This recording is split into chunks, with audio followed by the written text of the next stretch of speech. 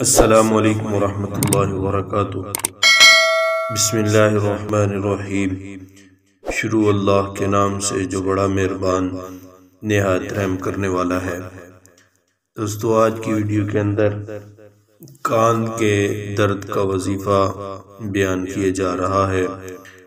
کسی بھی بچے یا بڑے آدمی کے کان میں درد ہو اور درد سے آرام نہ مل رہا ہو تو اول و آخر درود شریف پڑھیں اور 21 مرتبہ یا سمیع یا سمیع یا سمیع 21 مرتبہ پڑھ کر دونوں کانوں کے اندر پھونک مار دیں۔ انشاءاللہ تعالی بہت جلد کان کے درد سے نجات مل جائے گی۔ اللہ پاک عمل کی توفیق عطا فرمائے۔